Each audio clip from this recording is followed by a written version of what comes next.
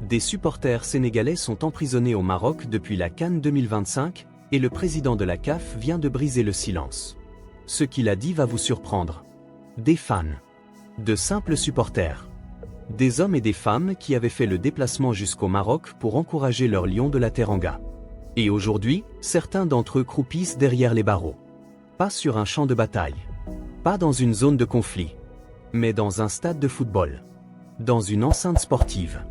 Lors d'une compétition organisée par la Confédération africaine de football elle-même.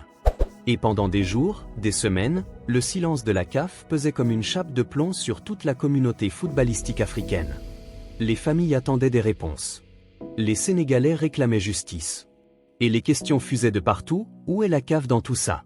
Que fait l'institution censée protéger le football africain et ceux qui le vivent? Et bien aujourd'hui, on a des éléments de réponse. Et croyez-moi, il y a des choses à décortiquer sérieusement dans ce que Patrice Motsepe a déclaré. Patrice Motsepe, le président de la CAF, était présent au Sénégal hier. Et cette visite n'avait rien d'une simple formalité protocolaire.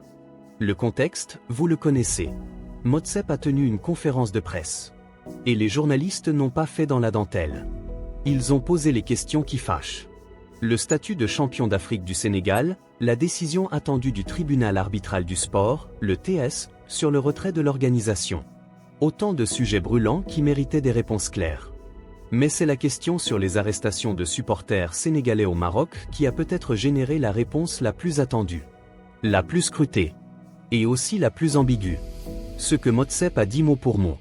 Voici exactement ce que le président de la CAF a déclaré, et je veux que vous écoutiez attentivement chaque mot, parce que chaque mot compte. Nous respectons la souveraineté du Sénégal et celle du Maroc. Je suis totalement d'accord quand vous dites que ces personnes ont été arrêtées dans un stade, dans une compétition que nous avons organisée, c'est donc aussi notre responsabilité.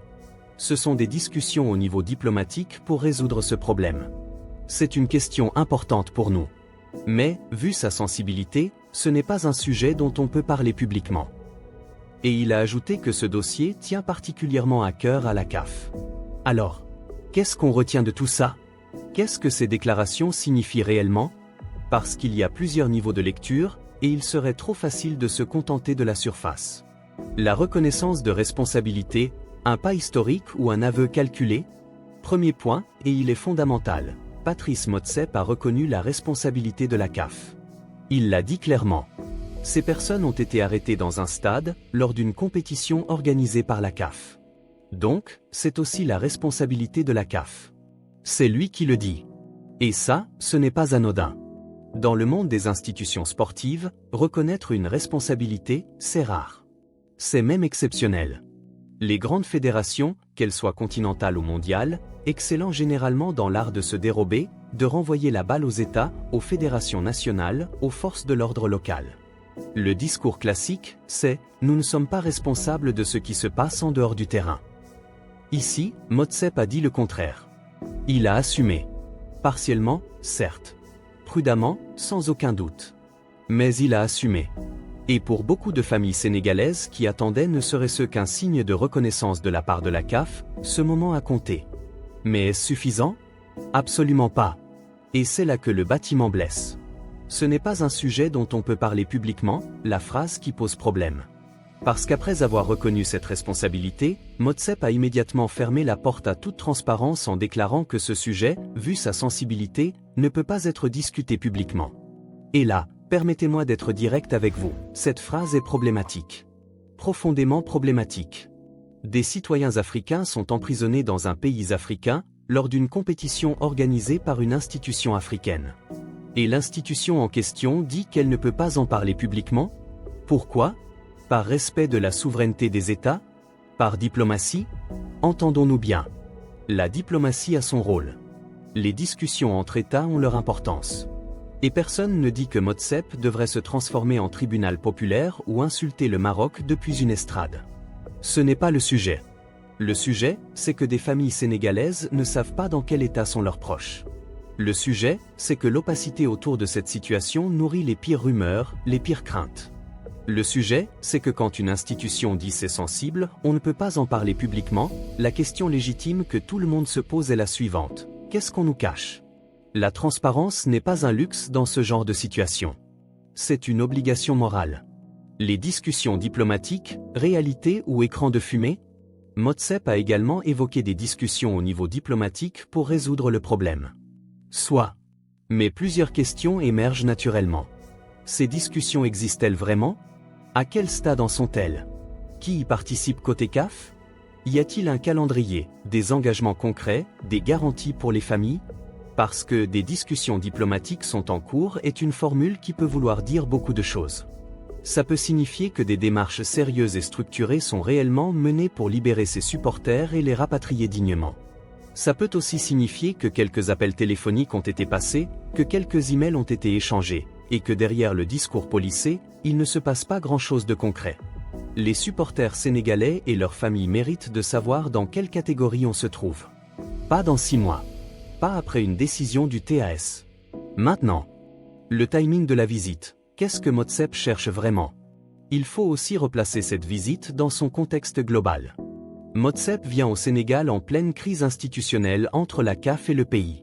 Certains y verront une démarche sincère de réconciliation, un geste d'ouverture envers le Sénégal, une tentative d'apaisement.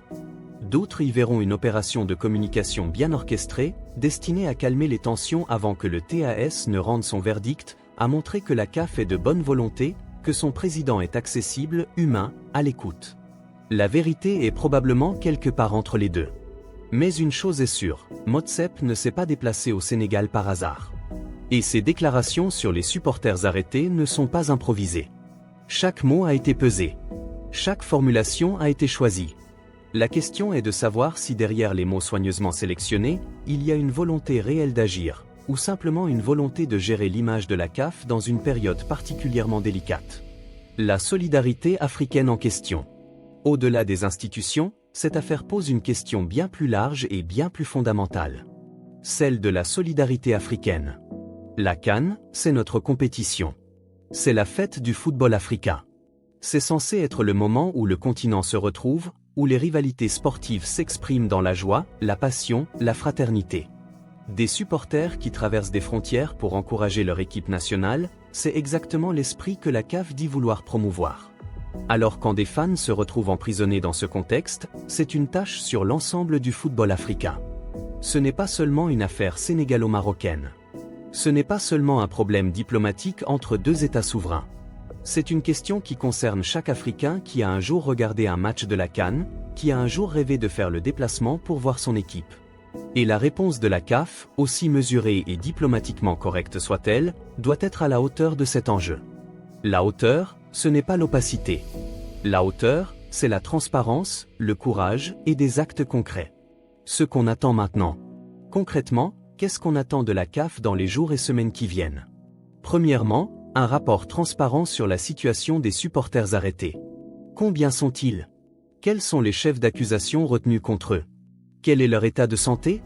Ont-ils accès à des représentants consulaires sénégalais? Deuxièmement, des engagements chiffrés et datés sur les démarches diplomatiques.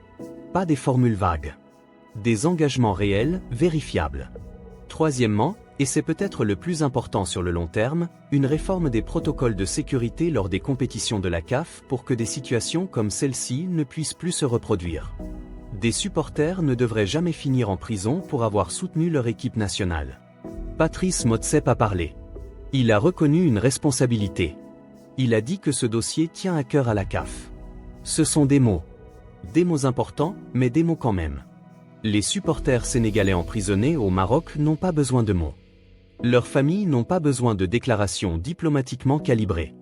Elles ont besoin d'actes. Elles ont besoin de voir leurs proches rentrer à la maison, libres et en bonne santé. La CAF a pris la parole. Maintenant, elle doit passer à l'action. Et nous, on sera là pour vous informer de chaque développement dans ce dossier.